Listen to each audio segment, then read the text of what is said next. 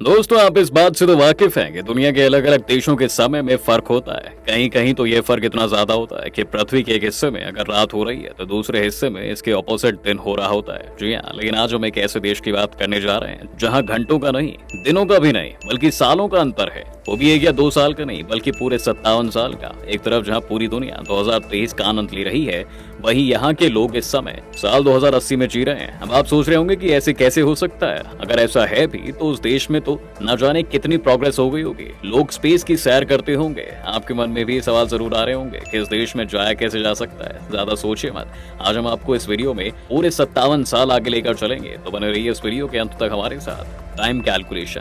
दोस्तों, कहते हैं जब से दुनिया शुरू हुई तभी से समय का मैथ्स चला आ रहा है। जी हाँ, इसे हिंदू धर्म और ज्योतिष में टाइम कैलकुलेशन कहा जाता है। और इस हिंदू कैलकुलेशन के हिसाब से दुनिया का 1 अरब 97 करोड़ 29 लाख 40 हजार 125वां साल चल रहा है। इस साल की शुरुआत 22 मार्च 2023 को शुरू हुई थी। इस दिन को हिंदू नववर्ष के तौर पर मनाया गया था। दुनिया की शुरुआत से अब तक अलग अलग युग में बने कैलेंडर की संख्या 30 के आसपास है। अगर सिर्फ भारत की बात करें तो अब तक 20 कैलेंडर बन चुके हैं। हर युग में ग्रहों की चाल बदलती रहती है, जिससे मौसम भी आगे पीछे होते हैं।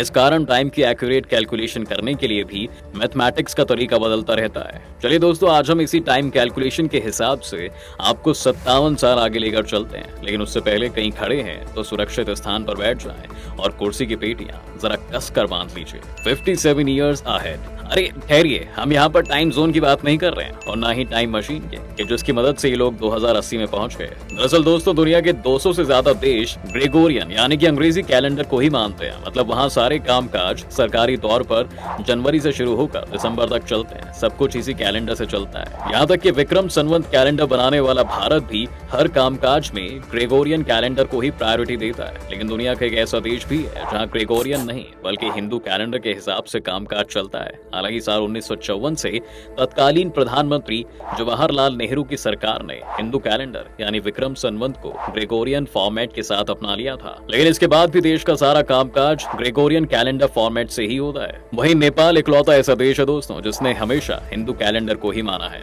जी हाँ, इसे विक्रमी कैलेंडर या विक्रम संवत कैलेंडर के नाम से भी जाना जाता है। ये ग्रेगोरियन कैलेंडर से 57 साल आगे चलता है। करीब 57 बीसी से ही भारतीय सबकॉन्टिनेंट में डेट्स और टाइम का कैलकुलेशन करने के लिए विक्रम संवत या विक्रमी कैलेंडर का यूज किया जा रहा है। आज भी भारत के कई राज्य स्पेसिफिकली रूरल एरियाज यानी ग्रामीण क्षेत्रों में इसका इस्तेमाल किया जाता है। लेकिन नेपाल में ये हिंदू कैलेंडर ऑफिशियल कैलेंडर है। नेपाल में ऑफिशियल रूप से विक्रम संवत कैलेंडर का इस्तेमाल 1901 एडी से शुरू किया गया था। नेपाल में नया साल वैशाख महीने मतलब इंग्लिश कैलेंडर के हिसाब से 13 से 15 अप्रैल के बीच शुरू होता है। नए साल के पहले दिन यहाँ पब्लिक हॉलीडे डिक्लेयर किया जाता है। भारत में भी इस दिन कई तरह के रिलीजियस प्रोग्राम्स का आयोजन किया जाता है दोस्तों। धार्मिक स्थलों पर स्पेशल पूजा की जाती है। लेकिन अब सवाल ये है कि किसी भी संवत की शुरुआत कैसे होती थी और कौन करता था। How did the era start? दरअसल दोस्तों, हर युग में राजा नए नए कैलेंडर या नया संवत चलाते थे। इसका भी कारण था। राजाओं का मानना था कि नए कैलेंडर से प्रजा में यह संदेश जाएगा कि अब नए युग की शुरुआत हो रही है। हालांकि ऐसा भी नहीं है कि हर राजा नया संवत चला सकता था। कई राजा पुराने टाइम कैलकुलेशन या पुराने कैलेंडर को ही अपने समय में मान्यता देते थे। परंपरा और शास्त्रों के अनुसार नया संवत शुरू होने से पहले राजा को अपने राज्य के सभी लोगों का कर्ज चुकाना पड़ता था। इसके बाद ही नया संवत शुरू हो पाता था। विक्रम संवत से पहले युधिष्ठिर संवत, कलयुग संवत और सप्तऋषि संवत पॉपुलर थे। सभी के संवत की बिगिनिंग चैत्र प्रतिपदा से ही होती थी। लेकिन इनमें कई बातें ऐसी थी जो क्लियर नहीं थी। विक्रम संवत में डे, ग्रह, नक्षत्र और डेट्स का क्लैरिफिकेशन किया गया। इसमें कैलेंडर की बातों के साथ साथ जुपिटर ईयर की कैलकुलेशन को भी शामिल किया गया। अब आइए अब जानते हैं कि विक्रम संवत कैसे शुरू हुआ था। Beginning of Vikram Samvat calendar. दरअसल कहा जाता था कि राजा विक्रमादित्य एक न्याय प्रिय राजा थे जो अपनी प्रजा के हकों का ध्यान रखते थे। उनका जन्म 102 ईसा पूर्व और उनकी मृत्यु 15 ईस्वी को हो गई थी। विक्रमादित्य के समय में उज्जैन और भारत के एक बड़े हिस्से पर विदेशी शक वंश का शासन हुआ करता था। ये लोग बहुत ही क्रूर थे। इनके राज में प्रजा खुश नहीं थी। फिर राजा विक्रमादित्य ने पूरे भारत को शकों के अत्याचारों से आजादी दिलाई और अपना शासन स्टैब्लिश किया। इस जीत की याद में राजा विक्रमादित्य ने 57 बीसी में विक्रम संवत कैलेंडर बनवाया। कहा जाता है दोस्तों कि राजा विक्रमादित्य राजा भर्तृहरि के छोटे भाई थे। ऐसा माना जाता है कि राजा विक्रमादित्य ने अपनी प्रजा का पूरा लोन माफ कर दिया था ताकि लोगों की फाइनेंशियल प्रॉब्लम्स खत्म हो जाएं। उस समय जो राजा अपनी प्रजा का पूरा लोन माफ कर देता था उसके नाम से ही संवत पॉपुलर हो जाता होता था। इस वजह से ही उनके नाम से विक्रम संवत पॉपुलर हो गया। करीब 5000 साल पहले यानी द्वापर युग से भी पहले सप्तऋषियों के नाम से संवत चला करते थे। द्वापर युग में श्री कृष्ण का जन्म हुआ। इसके बाद श्री कृष्ण के नाम से संवत पॉपुलर हुआ।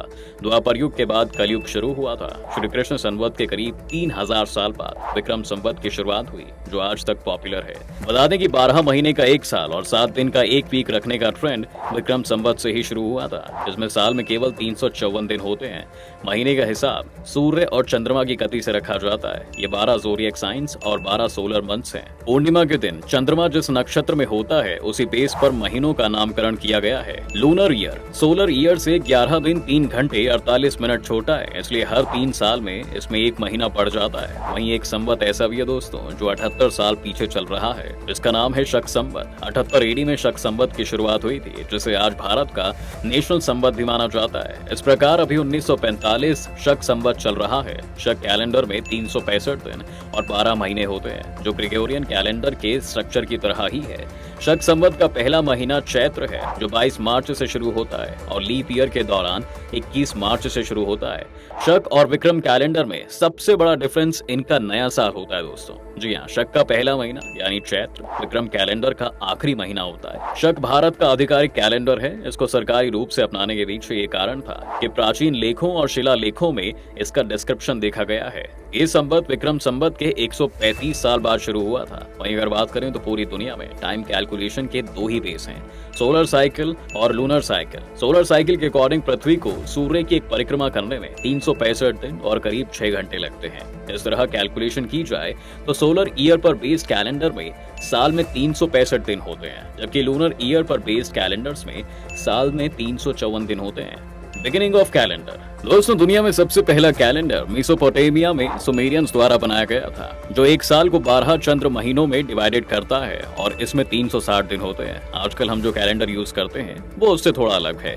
इसके बाद इतिहास पर अपनी छाप छोड़ने वाली करीब सभी सभ्यताओं ने अपना एक कैलेंडर बनाया, जो चीजों को बहुत अलग तरीके से ऑर्गेनाइज करते हैं। 2 सबसे लोकप्रिय भारतीय कैलेंडर जो एक दूसरे से ऑपोजिट लगते हैं, लेकिन दोनों इक्वली एक्सेप्ट किए जाते हैं, जैसे शक संवत और विक्रम संवत। वहीं आज दुनिया में कई कैलेंडर फेमस है, जरा उनके बारे में भी बात कर लेते हैं। पहले ग्रेगोरियन कैलेंडर, इसे इंग्लिश कैलेंडर भी कहा जाता है दोस्तों। ग्रेगोरियन कैलेंडर की शुरुआत क्रिश्चियनिटी के फाउंडर ईसा मसीही के जन्म के 4 साल बाद हुई थी। इसे एनो डोमिनी या गॉड का साल भी कहा जाता है। यह कैलेंडर सोलर ईयर पर बेस्ड है और पूरी दुनिया में इसका इस्तेमाल होता है। ग्रेगोरियन कैलेंडर के अकॉर्डिंग जनवरी साल का पहला महीना है और 1 जनवरी को दुनिया के यूजुअली सभी देशों में नया साल मनाया जाता है। इस कैलेंडर के महीने 30 और 31 दिन के होते हैं, लेकिन फरवरी में सिर्फ 28 दिन होते हैं। हर 4 साल बाद लीप ईयर आता है, जिसमें फरवरी में 29 और साल में 366 दिन होते हैं। दूसरा, हिब्रू कैलेंडर। ग्रेगोरियन के अलावा हिब्रू कैलेंडर भी काफी फेमस है। हिब्रू कैलेंडर ग्रेगोरियन से भी पुराना है। बता दें कि यहूदी अपने डेली कामकाज के लिए इसका प्रयोग करते थे। यह कैलेंडर लूनर साइकिल पर बेस्ड है, लेकिन बाद में इसमें लूनर एंड सन दोनों साइकिल्स को इंक्लूड कर दिया गया था। इस कैलेंडर का पहला महीना शेवात 30 दिनों का और आखिरी महीना तेवेन 29 दिनों का होता है। तीसरा, हिजरी कैलेंडर। दोस्तों, इस कैलेंडर की शुरुआत 16 जुलाई 622 को हुई थी। ऐसा कहा जाता है कि इस दिन इस्लाम के फाउंडर हजरत मोहम्मद मक्का छोड़कर मदीना को चले गए थे। इस घटना को हिजरत और हिजरी के नाम से जाना जाने लगा। यह कैलेंडर लूनर ईयर पर बेस्ड है। इसमें साल में 354 दिन होते हैं। सोलर ईयर से 11 दिन छोटे होने के कारण साल के आखिरी महीने में कुछ दिन जोड़ दिए जाते हैं। हालांकि सनातन धर्म के सभी तीज त्योहार, मुहूर्त, शुभ अशुभ योग, सूर्य और चंद्र ग्रहण हिंदू कैलेंडर के बेस पर ही डिसाइड किए जाते हैं। इंसान के जन्म से लेकर मौत तक हर एक इंपॉर्टेंट काम की शुरुआत हिंदू कैलेंडर से मुहूर्त देखकर ही की जाती है। फिलहाल दोस्तों, इस वीडियो में इतना ही। जाने से पहले दोस्तों, आपको इन्फॉर्मेशन कैसी लगी कमेंट करके जरूर बताएं। वीडियो को लाइक और शेयर करें और चैनल को सब्सक्राइब करना ना भूलें।